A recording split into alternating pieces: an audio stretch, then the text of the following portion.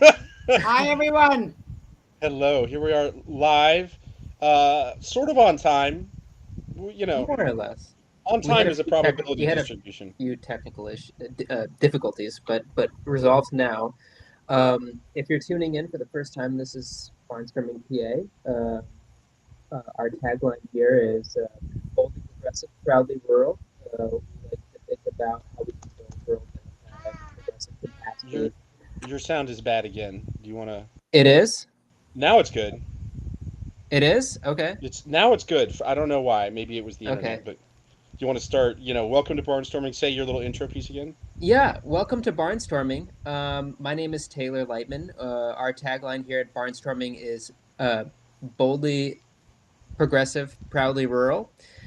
We try and think about ways in which we can increase rural democratic and progressive capacity here in our rural areas. Are we're all located here in central Pennsylvania, and so here we are. Yeah. So I used to work in politics and now I do neighborhood revitalization. And I'll take it to my compatriot Jordy, and I'm gonna turn my gain control back on because apparently there's some audio issues. Yeah, I mean it faded. Here we are figuring out audio live on air, but I think maybe if you turned your head, you confuse your computer because you turned your head and then it was quiet when you turned your head back. Ah, Uh, okay. But anyway, hi everybody. Yes, I'm Jordy Comas. I'm currently the engagement organizer for Action Together NEPA, Northeast PA, as well as a facilitator for the Hub for Progress, and I'm on Borough Council for Lewisburg. And yes, proudly rural, boldly progressive. I can never remember which. It's a great tagline because it doesn't matter as long as you get those four words. Proudly rural, boldly progressive. Right, right. Boldly, Boldly proudly. rural, proudly progressive. Um, and we're here tonight. We're gonna have kind of a normal show plus where we've got Penn Garvin and Penn. I cannot like in a way. It's crazy. This is the first time I think you've been on Barnstorming. Is that right? I think that's true. Yes, I think it's this first time for me, and I'm pleased to be on, but hasn't been before. Yeah. Yeah. No, we're thrilled to have you. Um, Penn. I met Penn just about 5 or 6 years ago. Can't believe it's been that long. And it was in the whole milieu of the whole ruckus and the sort of overflowing font of energy that came up around the moment after Trump was elected and how that angered and energized a lot of grassroots progressives. Um, and I don't even actually know, Penn. Sometime we should sort of figure out maybe how we met. But it was some sort of early meeting, and I remember thinking, "Wow, wow, she brings a lot to the table." Here's what uh, I here's what I remember, Jordy. You yeah, said something to me when we were talking, just getting to know each other very quickly on. Sometimes I feel like I've come at the wrong time, like I missed the really important time in the 60s. And I said, "Oh no, Jordy, you're here right at the right time." That's what I remember because it was so true.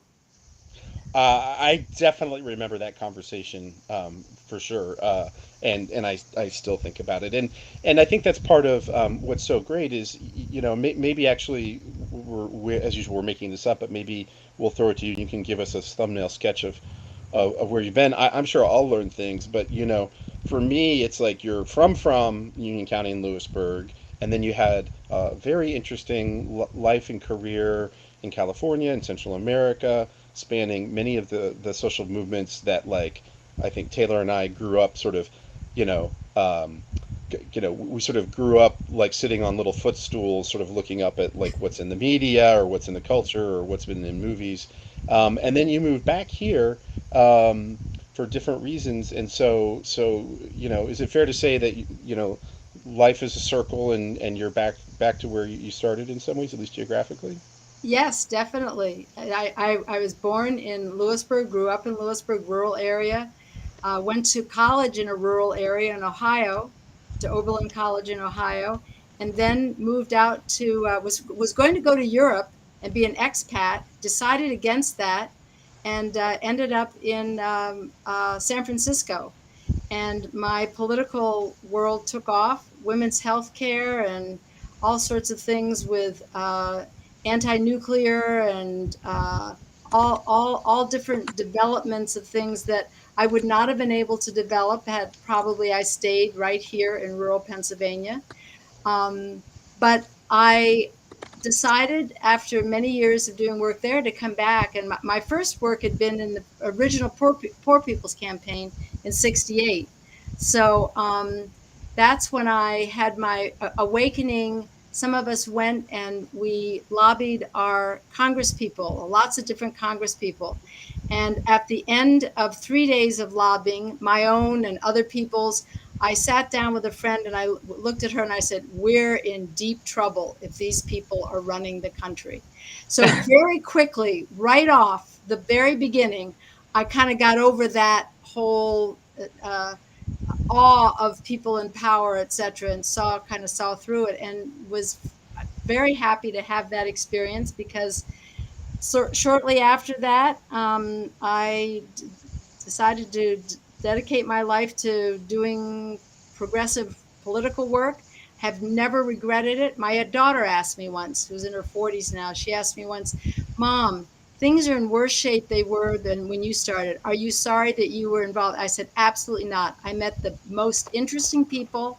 I did the most exciting work, and I wouldn't have changed it for anything." And so now I feel like I'm trying to figure out ways, as I'm in my 70s, I'm trying to figure out ways of giving back so that whatever I've gained, I can give back. And people don't have to start from scratch. They can start with that and build from there.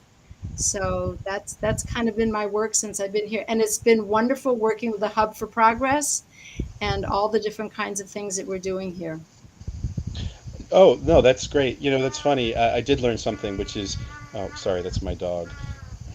He has a chicken. Can you hear that? He has a chicken that makes a horrible I can squeak. hear that. I thought it was a Yeah, baby, actually. it sounds like a baby. When I'm on Zoom calls, he like lays on it to make that sound. It goes like, and then he like lays on it and then gets up. Now he's gone. Anyway, I didn't realize we have such a strong Midwestern liberal arts college thing going here because Yeah. Taylor went Yeah, to we do. St. Olaf. I went to Carleton, but I was this close to going to Oberlin. I was going to go to Oberlin, and then I got in at the last minute off the wait list to Carleton. Yeah. So that's do you think that like that do you think you how much of an influence do you think the Oberlin campus when were you there in the 60s? Yes, I was there 66 to 70. Yeah. Right Do you after think the that Kent State. hmm do you think that made a difference, or do you think kind of you were already on a path and wherever you went, like if you had gone to a state school or another school, you probably would have done similar things? Let me say this. I had lived in, my father taught, and I had lived in Italy for 2.5 years. And I thought that I wanted to go into the diplomatic corps because I thought what the diplomatic corps is helping people to understand differences and similarities of people across the country, across the world from our country. And so I wanted Wait, to do wait, that. it's not. No, and my parents said, "No, you have to go to liberal arts school." Thank goodness, because I didn't go to Georgetown, which is where I wanted to go. Right. So I have no idea because all I can say is when I was a child of 5, my mother started taking me to migrant labor camps around in Union County and Bucks County and others around here. And I saw firsthand what I children living in chicken coops, how things were. They were all Chef Boyardee pickers for Chef Boyardee.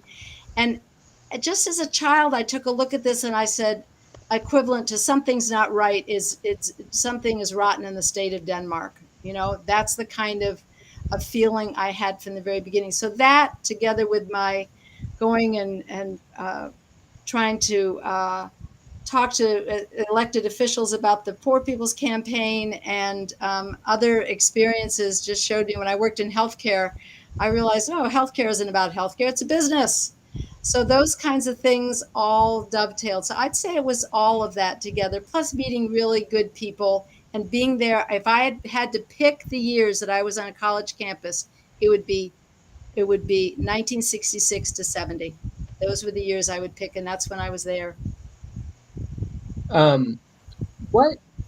Why do you think you had the response then to like deeply engage in organizing to change? Like if you knew or had the intuition that things were so deeply wrong with the country, why did you decide to dig in and fight instead of saying, well, I might as well just travel the world and have a farm and keep to myself, whatever. I have always been someone who, when I was a child in second grade, there was a bully in sixth grade, and he would come down and pull the pigtails and push not even me but other my friends around. And so I went up as a child, a second grader. I went up to the big kids uh, uh, playground, and I confronted him and I said, stop being a bully, you may not do that anymore, I don't want to see you down doing that anymore. The whole bully thing, which has been brought out recently for obvious reasons, the bully factor is very strong in me. When I see it, I really it gets me riled up in a positive way to do something. So I think that's probably what I saw when I saw what was going on with migrant labor camps. Or I traveled in the South when I was 8 years old and had an experience where I tried to go into, it was during the time where there were still whites and, colored water fountains and bathrooms. And I went into a colored bathroom and I saw how filthy and dirty it was and no toilet seat and etc. And then all of a sudden I turned around to leave and there was a Bull Connor kind of policeman standing there with his hand and on his gun with a look on his face that he looked at me. And I thought, something has got to be wrong, that somebody is that angry and that has that kind of look for an 8-year old. There's something wrong. So that kind of stuff, it always spurred me to do something about it. It made me feel like, what's wrong, I'm going to say no to. That's my personality, I think, more than anything. It wasn't any Okay. big. Was going to go on in comparative literature, but decided not to. So I'm glad I didn't. Okay. Um, should we shift focus? You've been reading this book, I would love to. of Autocracy by David Pepper, if that's correct. And I, you're here to how are we thinking about elections incorrectly, right? In Well, let me 2022. just talk a little bit about the book and what really grabbed me about the book. So, Laboratories of Autocracy is a play by David Pepper, is a play on the phrase laboratories of democracy, which Supreme Court Justice Louis Brandeis used, meaning that states could, if they wanted to, be bold and courageous and do something new that would be tried in the state. And if it worked in the state, it might be something that would work throughout the country. And in fact, that happened in 206. There was in Massachusetts, there was a new healthcare system that was really the basis for the Affordable Care Act that came out later in 2010, I think it was. So that's the original idea of laboratories of democracy. What Louis Brandeis did not mention is that there could also have laboratories of autocracy, which would be doing experiments that were taking away from democracy, that were moving us further away from democracy. And that's what we have now. So that's that book. When I first read that book, it immediately spoke to me as, aha, this is what's going on now. And I highly recommend the book. It has a lot of information. I've done a 15-minute slideshow of it so that I can start getting this information out to people. But there's a lot of information in the book that you should look at. He's originally from Ohio, so he uses Ohio as a study, and Ohio is kind of further down the drain than Pennsylvania is, but we all are moving in that direction. And basically, to answer your question, the laboratories of autocracy makes it very clear that while we as Democrats or progressives or liberals, we've been really focused a lot on elections, and we've been focused on party elections and trying to get our party in, etc. The Republicans have not been focused on that. they have been focused on each state and making sure that in each state that they have control of the state. And they've been doing that very consistently over the years. And so that you have the whole gerrymandering problem, which has always been a problem. Democrats have gerrymandered, Republicans have gerrymandered, but since 2011, the gerrymandering has been exceedingly strong with Republicans and has led to, and we see this in our area in rural Pennsylvania, has led to areas that there's always, you know, that there's going to be a Republican in. You don't, the Republican candidate doesn't even have to run because that's the only candidate you're going to have because of how things, a lot have been gerrymandered and because of where things are. So then you have people who are elected, but when they come, they're not answerable to the population. They are answerable to their party and their own beliefs and answerable to being bought out by the businesses and corporations that put pressure and lobby when you go to the state houses. So the Republican Party has been focused on state houses much more than we have for a much longer time. And part of why I'm doing this is because I want to get us focused on what goes on in state houses and what the Republicans are doing and what we need to be doing in the state houses. Well, I haven't read the book. I've read the title and I looked at his website. Um, so as usual, I am fully qualified to pontificate. Um, so here's I'm gonna I have different thoughts that are quite contrarian from each other probably, but here's one.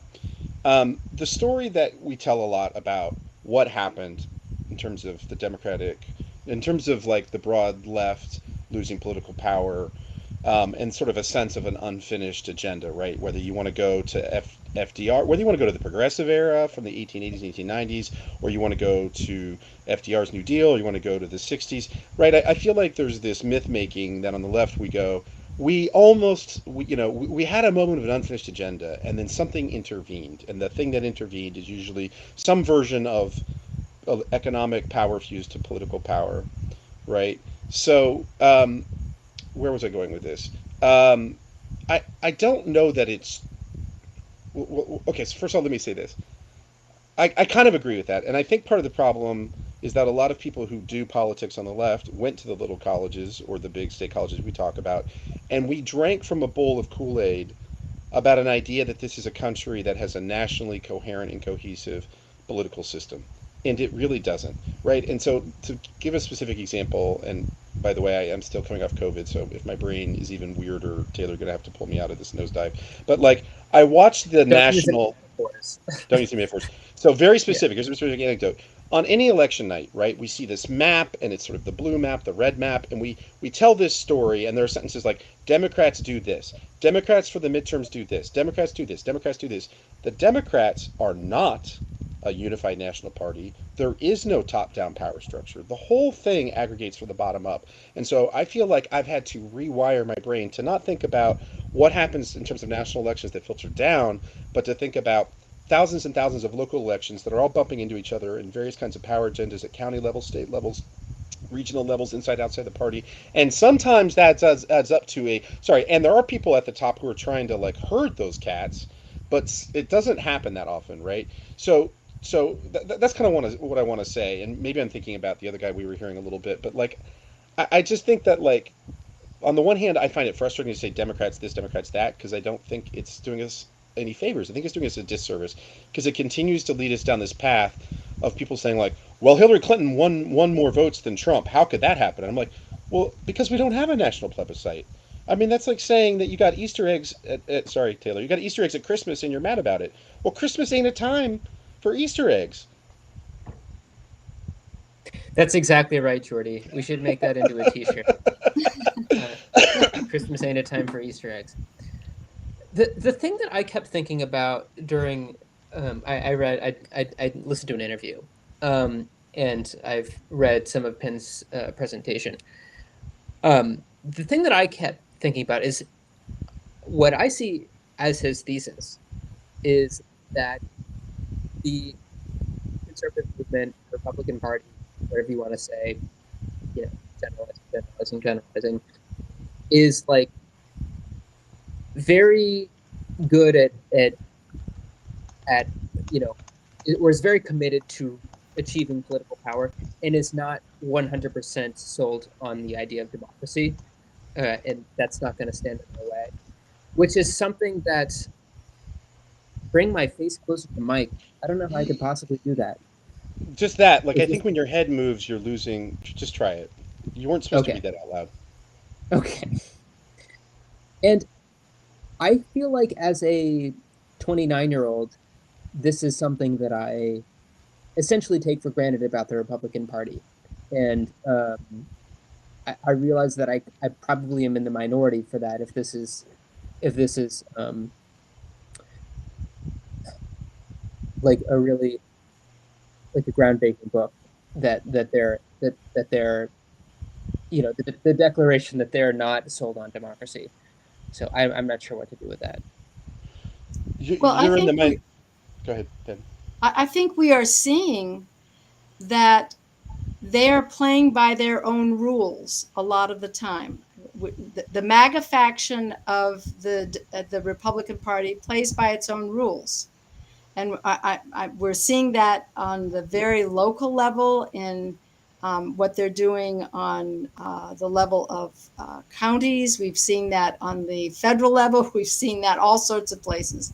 That it's really not about everybody participating in expanding democracy. And I'm not saying the Democrats are great on this. I understand what you're saying very much, Jordy. And I'm not trying to say good versus bad, because that's not what it was. In fact, in my day, it was the Southern Democrats who were the Of ones course. who were the forces of backwardsness, segregation today, tomorrow, and forever. That was a Southern Democrat. So it's not by party, it's by forces.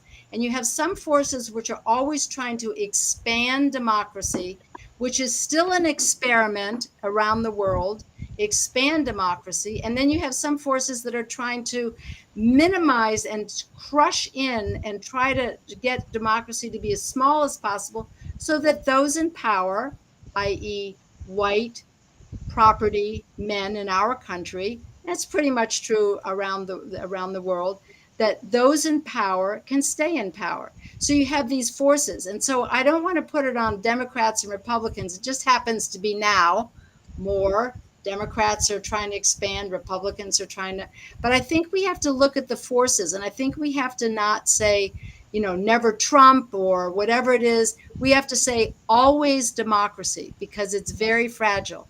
What I have learned in my 70 some years of being political, at least 60 some of those I've been political, is that you can't take anything for granted.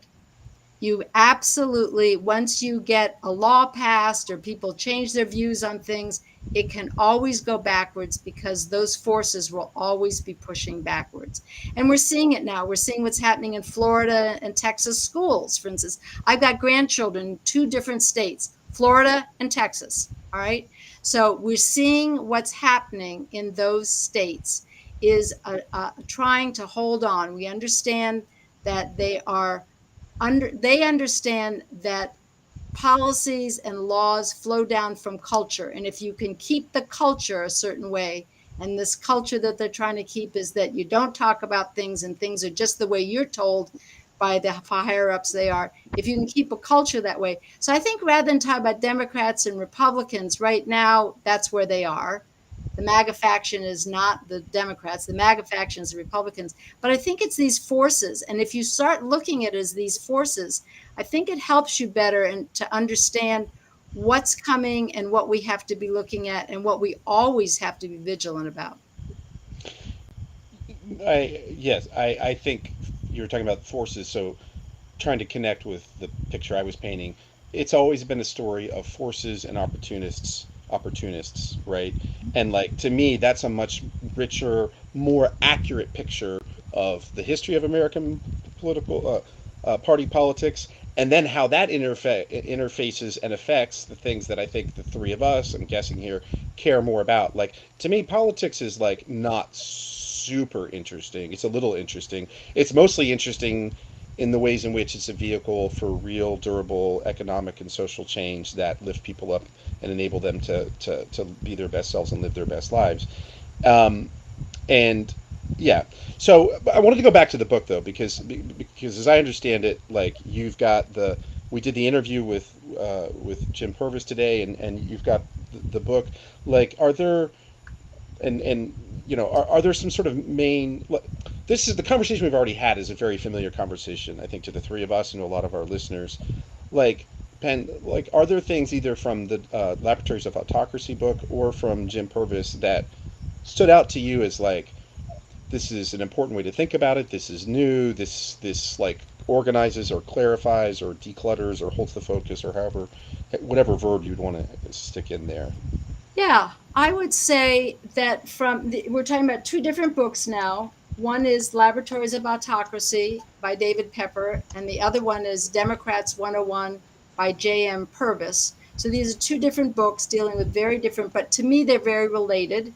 So I want to start with what stood out to me in the Laboratories of Autocracy, and that is the fact that we have to change the kaleidoscope. If you hold up a kaleidoscope and you turn it just a little bit, the same little pieces of glass fall into a different pattern.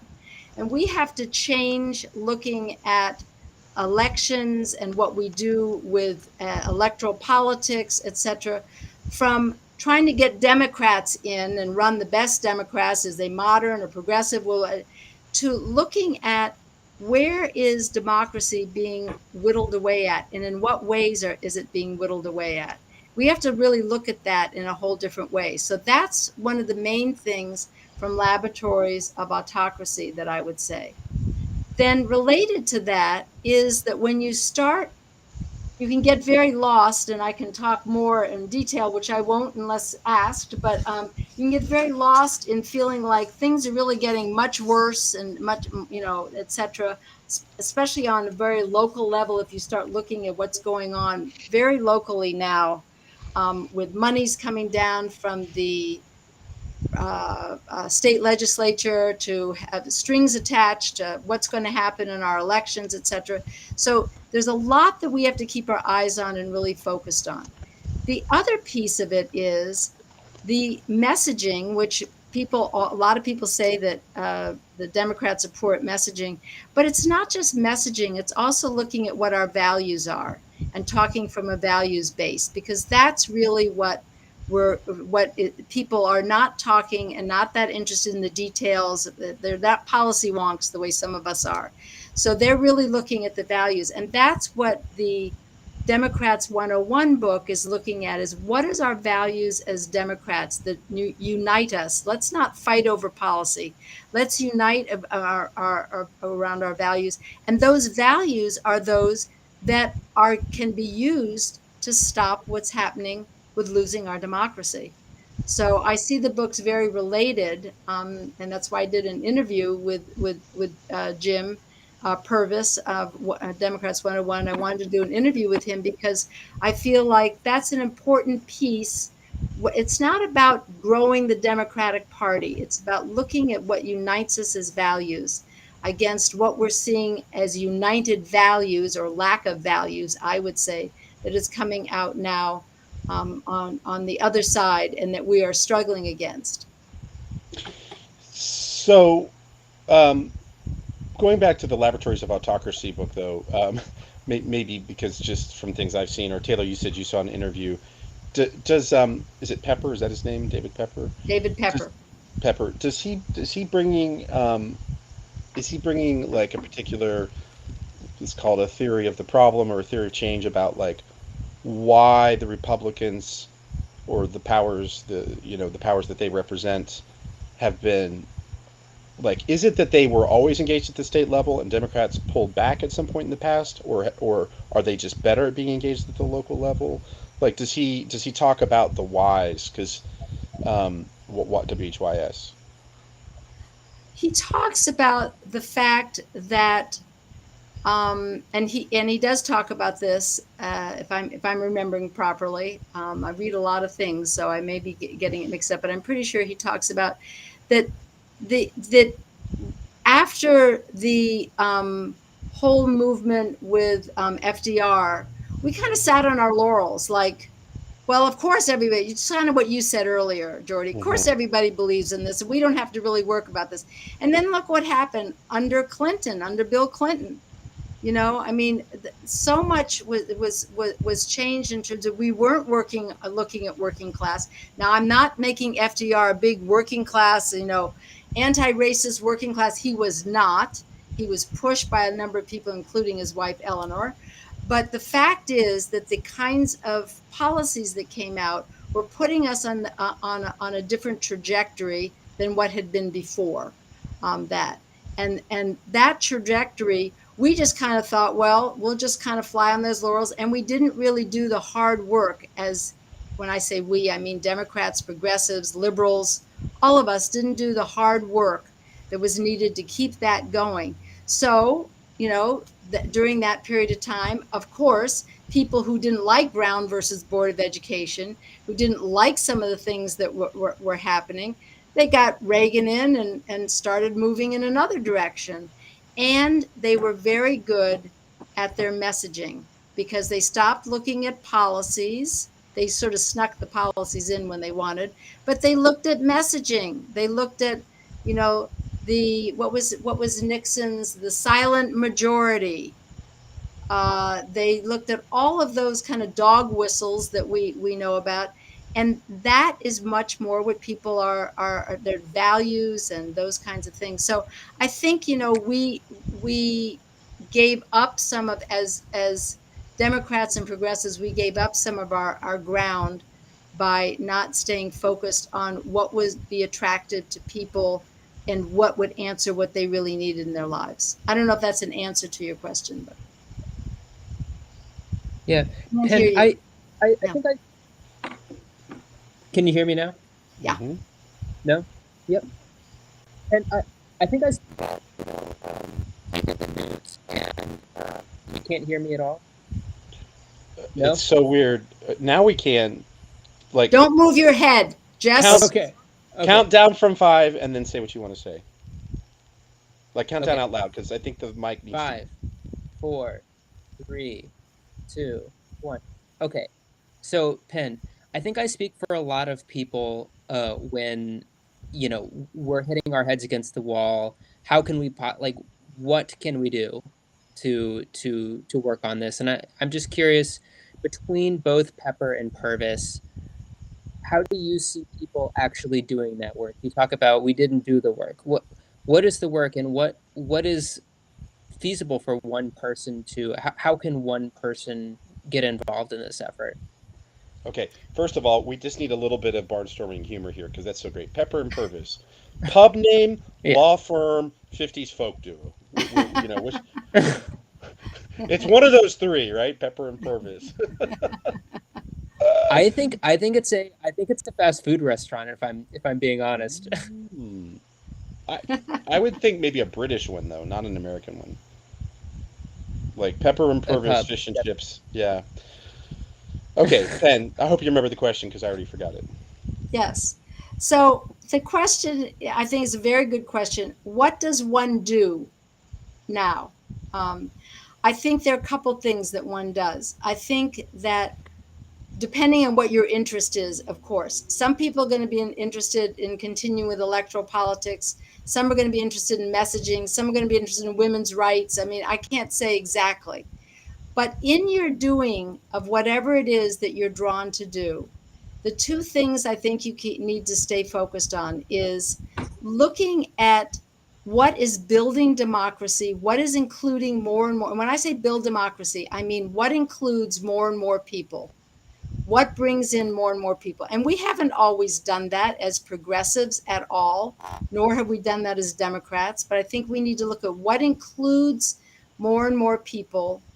That's number one. So that's kind of the laboratories of autocracy. You want to include more rather than exclude. Then the other is staying focused on what our and defining what our values are that bring us together and make us want to do this, because that's what the general person in the country is looking at. The ones who go shopping and want to have, good jobs and have fun. And they're not going to go to a million meetings the way some of us do. And they're not going to look at every policy that comes down. They just want, what is the messaging? And therefore, before that, you have to go, what are the values? Because you message from values. What are the values that we need to be focused on? And we need to come together and really talk more in that way. I do a whole a training on race class narrative, and we're including a lot of other things in there. That all has to do with values. And I think that's one of the things that we need to be focused on more. And we've learned that in terms of the training for canvassing for electoral politics, more and more is focusing on values and not policy and candidates. So I would say those two things. We need to see what's including more and more people, and how do we focus and message values, not policies. So funny you should say that, because I have a clip from Jim Purvis talking about what we should do. Should we? Is this a good time to listen to that clip? Absolutely. Okay. Sharing the audio.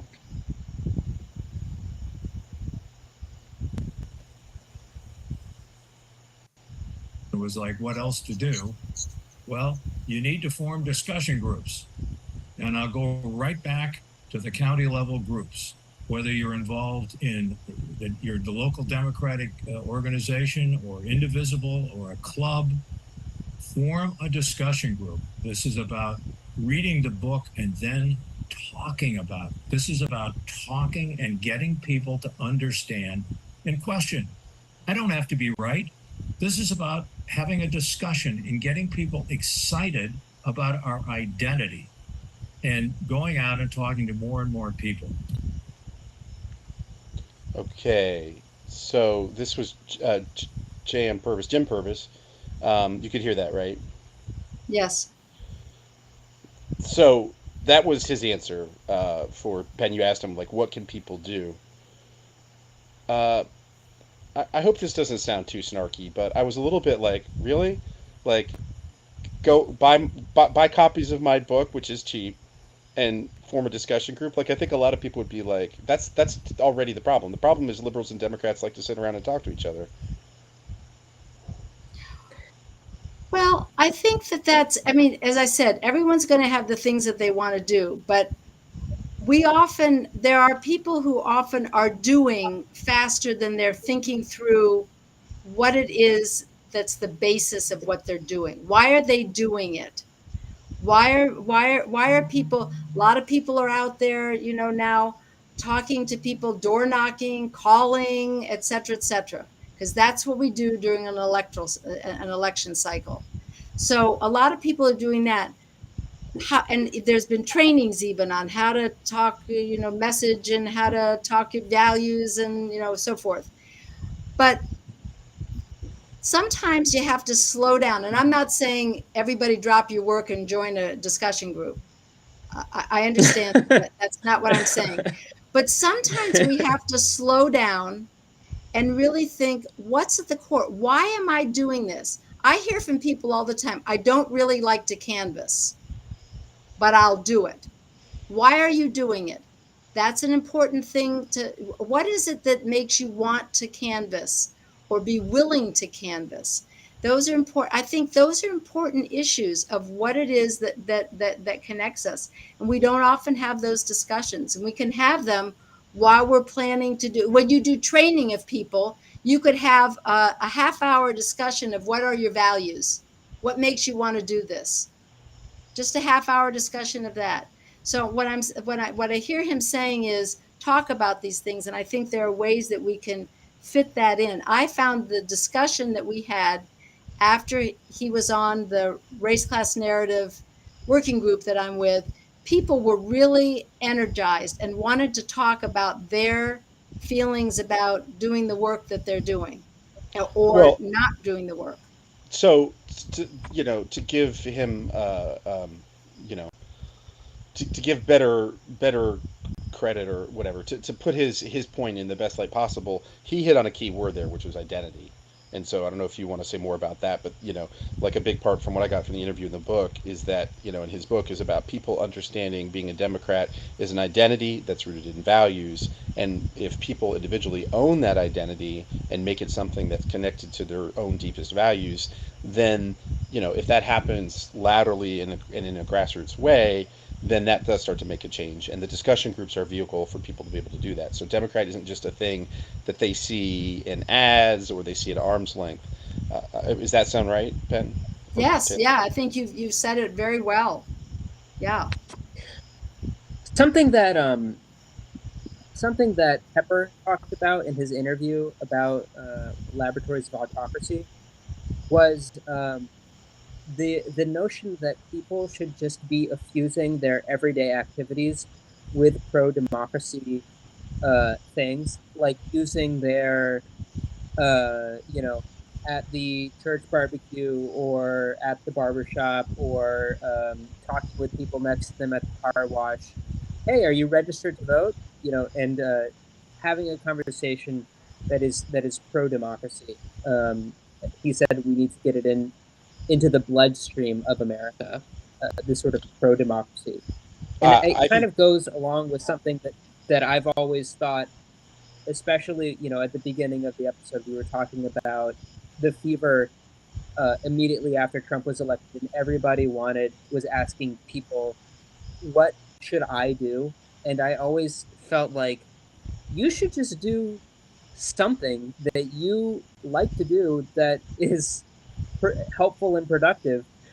Like organize your own lemonade stand for and donate to the ACLU or something like that. The drive towards like a centralized top down political structure, I oh, well, stop. You said the drive for the centralized political structure, and then your mic cut out, like as if the centralized political structure was trying to silence you.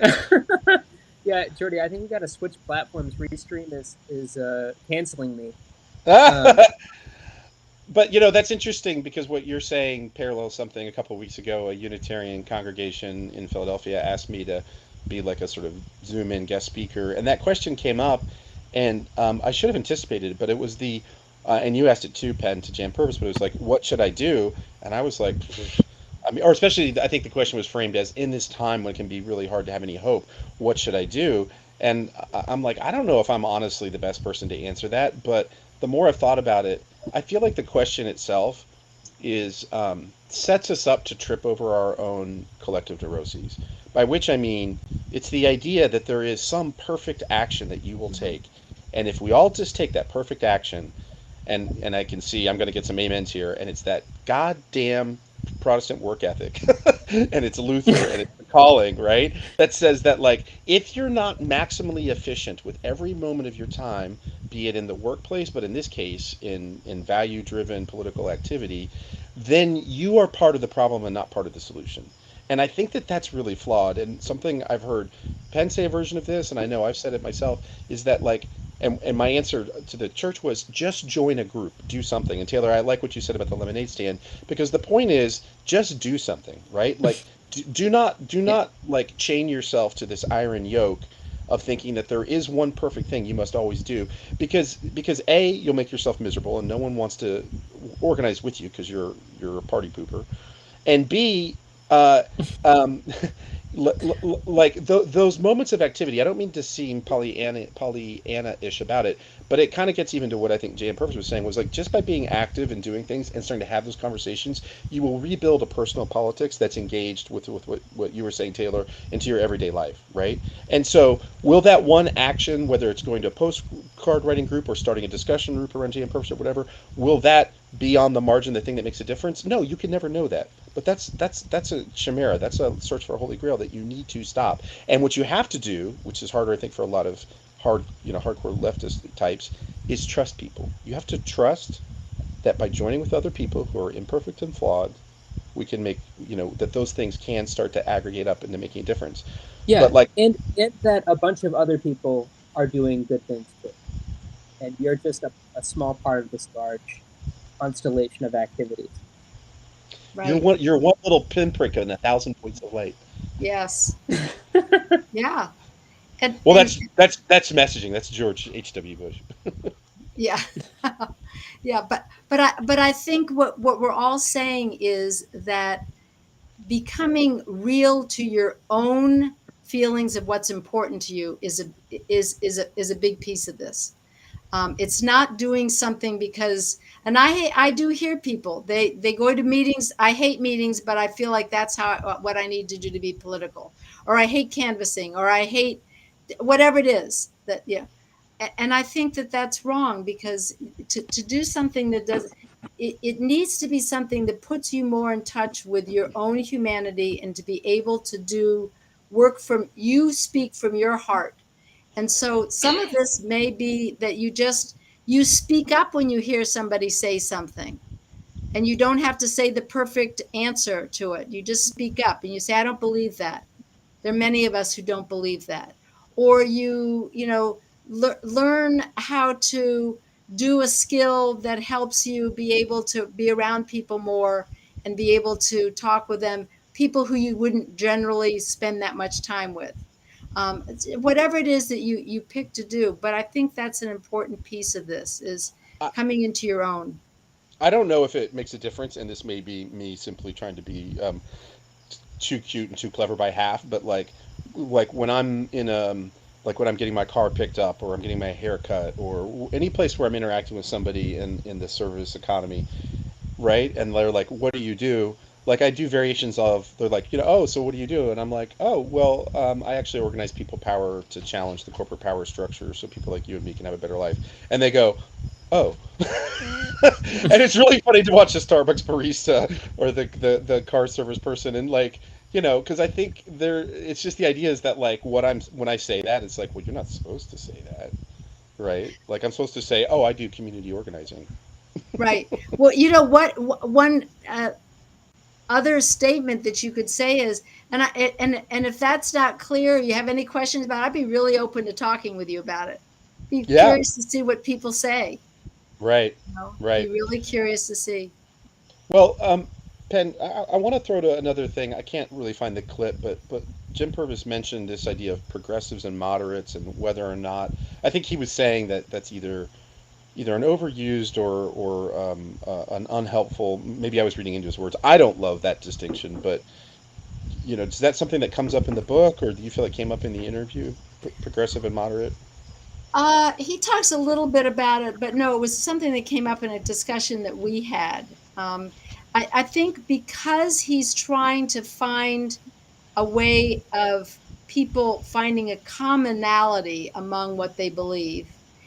When you start talking about progressive or moderate, that usually refers to how you think a policy, what kind of policy you're going to come up with. And so he's pushing back against that. So I think, for myself, like I tend to think more that there's two. First of all, we can spend too much time on these kinds of continua or axes, but on the other hand, we shouldn't ignore them, right? But I think that progressive and moderate sometimes becomes a stand-in for, what I'll call, like, critical of the Democratic Party, or like a radical Democrat or an institutional Democrat, Mhm. right? And so, for example, earlier you started to talk about Clinton took us, I think you were saying, and I agree with you, like in the embrace of NAFTA and global free trade, like that took us down a policy path that was problematic. However, people who love Bill Clinton, Jim Carville, who's out there, will say, our thing was, it's the economy, stupid, and we were trying to, in his Jim Carville, Arkansas accent, we were trying to pull the Democratic Party back from the He's culture from of. Louisiana, okay? Oh, sorry. Bill Clinton's from Arkansas, a place called Hope. So they don't see themselves as selling out the Democratic Party to the corporate interests. They see themselves as protecting the Democratic Party from the crazy, culture warriors. Like that dynamic hasn't really changed.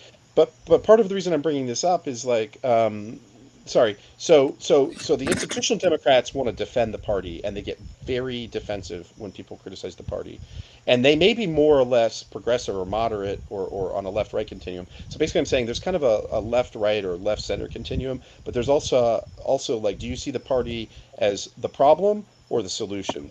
right? And I think that people who are see the party as the problem, I don't know how much they're gonna like what Jim was saying, right? Because I heard an awful lot, uh, and I'm saying this from a place of respect, but I heard an awful lot of you need to do your work to embrace an identity of Democrats as something that's about freedom. And I think there are a lot of people, and you even asked them this, who feel very betrayed. I feel very betrayed. And so to be told, bury your sense of betrayal and just get up every morning and be more of a Democrat doesn't it feels tone deaf. Mhm, mhm. I I don't know can what see was. that. And I think if we were focusing, I think a lot about mediation. When you do mediation, you're obviously there because there are differences. Otherwise, you wouldn't be needing to mediate. But the first thing you do in mediation is you find the common ground. And often, once you find common ground, the other things tend to, it doesn't mean that people don't have their differences, but they tend to hold on less to those differences and more to the common ground once you've really found that. So I think that's really what he's trying to do. He's trying to really get people to find more common ground and work from that standpoint. So I But I would say if Y- you're going into a place to try and encourage people to, especially people who feel like the Democratic Party hasn't been there for them, which I think is what it sounds like he wants to do, you should start with some honest talk and some honest, drink some have some strong coffee and have an honest conversation about how this happened, because there was a lot of things happened without actors being named. A lot of parts of the Democratic Party decided, right, that the way to build and hold on to power was to, for example, run more to the center, was, a lot of the issues we deal with around the war on drugs and like being tough on crime and like the problems that still reverberate throughout the Democratic Party now are because of specific choices that were made about ways to win. And so to not acknowledge that, I think the beginning of common ground is to say that the party is not an empty, like particular parts of the party are not an empty vessel here that where things just happened. It's particular strategic choices were made that have made it harder for us to do what we do now. and I think that's probably very true. And I don't know what he would say to that, but I would suspect what he I, would say is if you the both those who wanted to hold to the centrist idea and those who wanted to push more to a progressive idea, we all still believe that the importance, our fundamental belief in that everyone's created equal. So let's what what can we say to that speaks to that? I think that's probably what he would say, but I don't know because I haven't been, I wasn't, yeah, and I think to some extent, like what he what I see as the real solution here is the right has been building institutions for like 50 years that can challenge and be that have great capacity to be political actors. And the Democratic Party is one institution in which we can build power, but there are many others, unions and progressive churches and synagogues and temples and all that stuff, and like local organizations too and all that stuff. So I feel like yeah, to some extent, Jim is talking about building one institution, but then this message can be transcended into all of our other uh, various capacities in which we're humans in a community. Yeah, and I think going along with that is the fact that we tend, and this is part of what I love about, I'm just going to say progressives now, progressives, we tend to see all the different kinds of ways that we could do it, a lot of detail, a lot of, but we have a hard time seeing what is just the common basic underlying need or underlying feeling or underlying value. And I think that's what he's trying to say is pull us back to that. And I think that's important. I really do think that's important, and not forgetting the rest of it, Yeah. but finding that ability to do that. Shall we wrap up? We're reaching the hour point here. Yeah. We typically end with going talking about some events that are happening that people can get plugged into. This but first I just want to no no Your audio went bad. okay Well, one thing that I want to I'll mention is on Monday I should really know where. I think it's in Kirby Park in Wilkes-Barre. Action Together with a lot of partners, including labor unions, um, and uh, SEIU, Pennsylvania uh, Education. What's the teacher union? PSEA, Pennsylvania State Education Association. Anyway, it's called NEPA-Q, like barbecue, but NEPA-Q, and it's a traditional Labor Day barbecue event. So there's a barbecue contest, there's a pie contest. That's Monday, and let's see. I also want to thank, of course, everyone who uh, who has been a sponsor on Patreon or given us money. You can check out at barnstormingpa.org um, uh, our merchandise. We've got t-shirts, mugs, aprons. There's some great. One of the things I love, Penn. I don't know if you've seen it, but how there's the hex signs is a very typical like Pennsylvania rural, like some you see Hmm. in the rural spaces. Right. So we took a designer. We asked a designer to go and find to take those and sort of tweak them. So we have one that is like the traditional one is like the geometric design with two. I think it was unicorns, right, Taylor? But we changed them to donkeys, and it says "Elect Democrats." Um, That's great. so that's a great one. And So we also have a. Can you hear me? mhm. Okay, great. And then we also have a marijuana leaf one, so you can support legalization of marijuana in a very Pennsylvania way. So Absolutely. that's another top seller actually. That is our top seller That actually. is our top seller, especially in California. The NEPA queue that I was mentioning is at 4 and at Kirby Park in Wilkes-Barre, but it's going to be a lot of fun. So feel free to come out after that. Taylor, do you want to say the event you were trying to? I wasn't telling you not to announce it. I was just we couldn't hear you. No, no, no, no. I was just going to thank our sponsors. So that's Oh, it. okay. All right. Jordy is correct that our top selling product is the marijuana leaf, and we do sell a lot in California. So yes, check Um, that out. Penn, I hope this is part one of a great epic novel of you coming on this because I feel like we just scratched the surface of some of these issues. We will append the interview with Jim Purvis, who's a very likable person. I feel like I wanted to uh, uh, sort of kick the tires a little bit of some of his ideas, but I do think they were interesting, and I appreciate that he's put them into, as you said, a very accessible format. This short book. Um, and then I want to read more about laboratories of autocracy, and maybe we can come back and do a deeper dive on some of his ideas.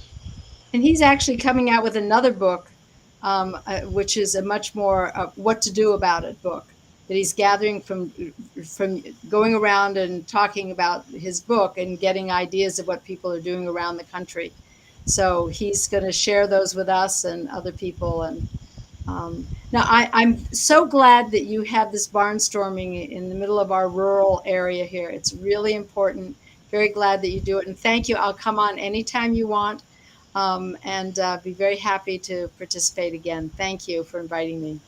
Of course. Be careful, Penn. We may take you up on that. Bye, everybody.